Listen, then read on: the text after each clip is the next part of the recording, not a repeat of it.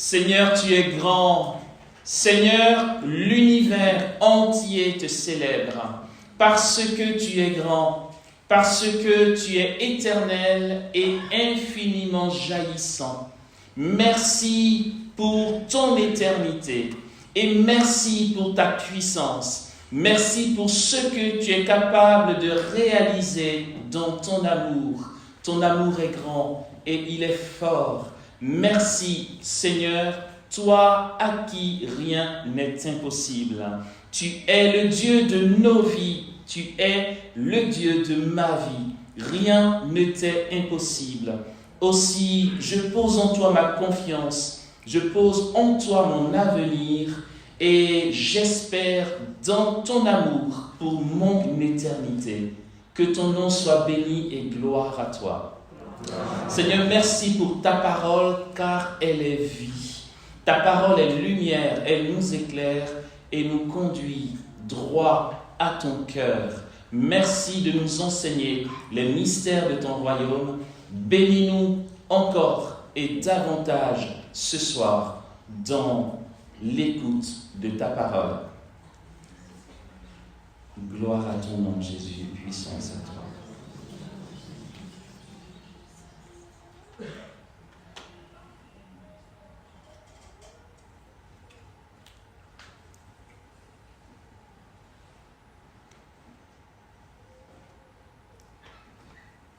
C'est fou comment, en fait, Dieu est trop puissant.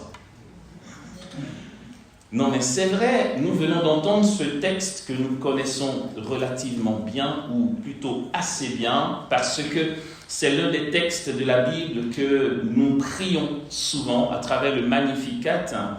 C'est encore aujourd'hui, le Seigneur nous donne part à ce Magnificat de Marie, en ce samedi de la résurrection. Et Marie chante le Magnificat en reconnaissance et en action de grâce pour ce que Dieu a fait pour elle, mais pas seulement pour elle, mais pour le genre humain. Dans ce Magnificat, Marie reprend quelques expressions de la mère du prophète Samuel, Anne. Si vous partez dans le premier livre de Samuel, vous allez voir que Anne, la mère de Samuel, qui n'arrivait pas à enfanter, lorsque Dieu l'a exaucée, elle a éclaté dans un Magnificat. Et si vous lisez les deux textes, il y a une similitude. En fait, la Vierge Marie est la mère des matriarches. Et c'est vrai que Anne est pour Marie une matriarche. Mais c'est dire ici que dans ce Magnificat, qui nous rappelle la prière de la matriarche Anne, Marie nous fait part de son enracinement profond dans la tradition juive. Vous savez quoi? L'Esprit Saint ne bâtit pas, Dieu a créé le monde à partir de rien, c'est vrai, mais l'Esprit Saint, lorsqu'il nous inspire, il part de ce que nous sommes, et le Magnificat de Marie est profondément enraciné dans la tradition juive. C'est dire que Marie connaît sa vie juive, la loi, la Torah, parce que c'est ce qu'elle sait qui jaillit et qui s'actualise dans la merveille que Dieu fait éclater pour le genre humain, le salut qu'il accorde au genre humain. Je dis que Dieu est trop fort parce qu'en fait, Marie, en chantant le Magnificat, bien sûr, qu'elle est inspirée par le Saint-Esprit, et donc ça la dépasse complètement. Elle dit des choses qui la dépassent complètement. Marie se rendra compte plus tard qu'elle est Immaculée Conception. À ce moment-là, elle ne le sait pas. Elle sait juste que chaque jour, elle vit selon le cœur de Dieu, portée par la grâce et par la présence de son Fils. Marie chante un Magnificat qui la dépasse, parce que l'Esprit Saint l'inspire. Mais au cœur de ce Magnificat se cache une merveille incroyable. Et Marie, à juste titre, va être appelée le jardin clos.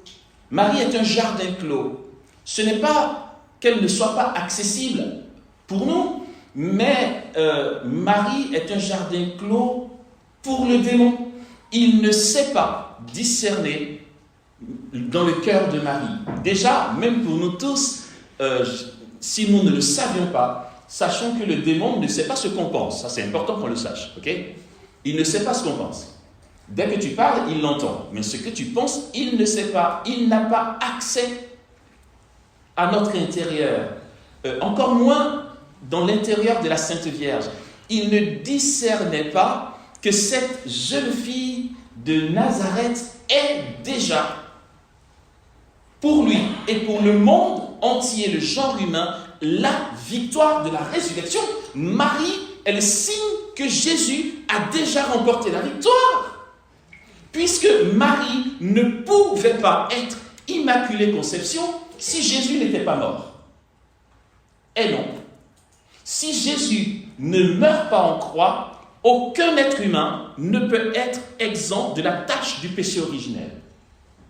Du coup, Marie ne peut pas avoir été préservée de la tâche du péché originel puisque Jésus n'était même pas encore né pour qu'il soit mort. Je vais dire chronologiquement, c'est chaud.